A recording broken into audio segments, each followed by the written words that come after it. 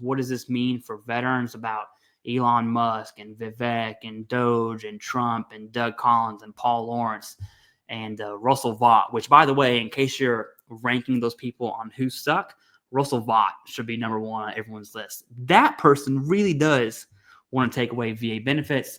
Luckily, he's not the VA secretary. Okay. He's, what is it? OMB, Office of Management and Budget, something like that. That guy is bad. Okay.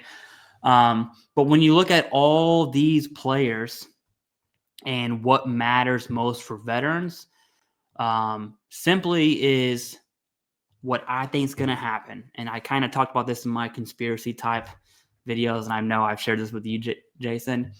I genuinely believe that the VA genuinely wants to maintain, being veteran centric. And I think Doug Collins embodies that perfectly. In case anyone's wondering, I'm a big fan of Doug Collins, at least as of right now. Okay. Now I'm sure I'll be making some wild thumbnails with him whenever he does something stupid, and then we'll talk about that. But right now he's got a gold star in my book. But when it comes to what matters most for veterans on this is, I think everyone now kind of had it good, especially with mental health, tinnitus, and sleep apnea. Once those goes into effect, I think the VA is still going to service connect. The big three criteria is not changing. Okay. That's not changing at all. It's not getting harder. It's not getting easier. It's the exact same. So I think more veterans will be service connected at a lower percentage. And this is something that Jason and I actually disagree on for mental health, because it seems at first glance it is favorable, which there's a great argument for that.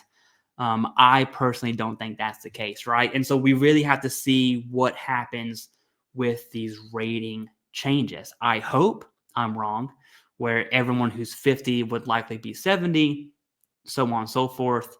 I don't think that's the case, but that's like what matters most to veterans. I think if you're rated right now, you're good to go. I also think there's an urgency for veterans right now, specifically for mental health, tinnitus, and sleep apnea. And if you've ever considered getting a Nexus Letter or DBQ for those three, now would be if you're going to do it, you do it now. In the description, you'll see American medical experts. Use them, don't use them. Use your personal physician, your VA physician.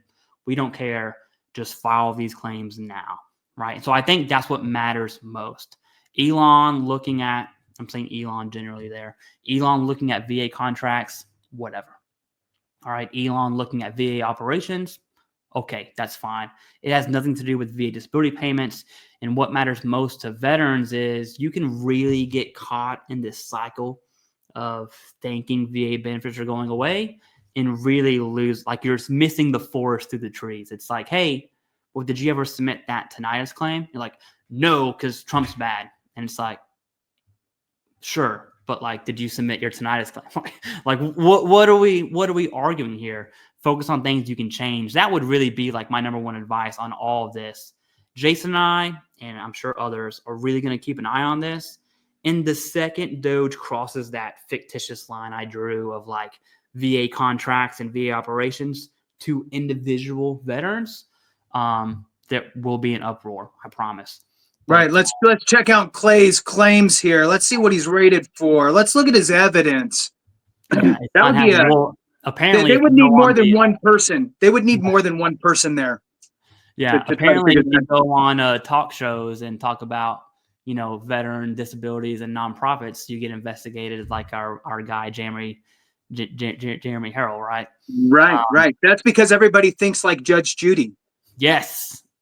I'm going to have to link the Judge Judy thing in the comments now, because that was wild.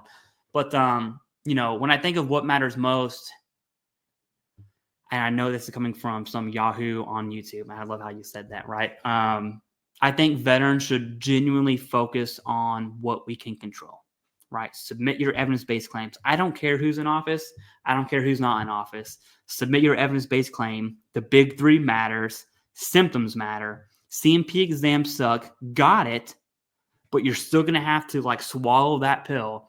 So go to your CMP exam prepared with your evidence, because we're smart and submit that evidence-based claim. That's it. There's nothing else to it other than that. That's probably my final thought on like, why does all of this matter? The real answer is it doesn't. Just focus on you, right? If your life sucked BT, it's gonna suck AT. Like it ain't got nothing to do with who's in office. Right. Yeah. And look, this did not happen. VA is no longer taking any claims. Yeah. Nobody said that. File your claim. If there is something you need to file for, especially if it is in that wheelhouse of proposed changes that's coming from the VA and again, coming from the VA, and it is now transcended. It is BT and AT, right? This is an ongoing thing. And oh, by the way, it's been ongoing even prior to the last administration. They've been changing rating schedules. This is not a new thing. So make sure that you do get all of your evidence together and file your claim. When Clay's talking about the big three, what he's talking about is the threshold of evidence that you need to supply, right? You can't, it seems, now this is for the person who might be new, right? It seems like you should just be able to say, hey, look, I got migraines and tinnitus. Can you help me out? I think I should get rated.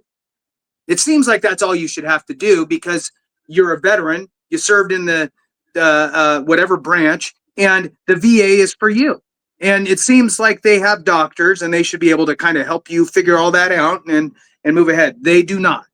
So you have to prove to the VA, because you are working directly with the VBA, the Veterans Benefits Administration, not the Healthcare Administration where all the doctors are.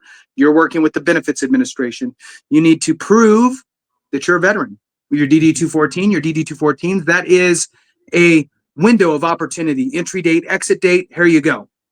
Gives you that window of opportunity. 2 is you have to prove that you have a diagnosed condition. I have a condition. Here it is. It's diagnosed by a real doctor, right? Not from your veterinarian, from a real doctor, right? Not that vets aren't real doctors. They just do. So for any veterinarians out there, thank you for your medical, expertise on our animals. Yeah. Right. So a diagnosis that is of a condition that is either chronic in nature or is giving you some sort of residual effects, right? The last thing is the nexus. You hear the word nexus a lot. A nexus does not mean Nexus Letter. Mm-hmm. You don't have to have a Nexus Letter necessarily if you can prove the nexus. The nexus is the link between your diagnosed condition and your time in service. Now, if you got diagnosed for migraines right in the middle of your time in service, that establishes the nexus.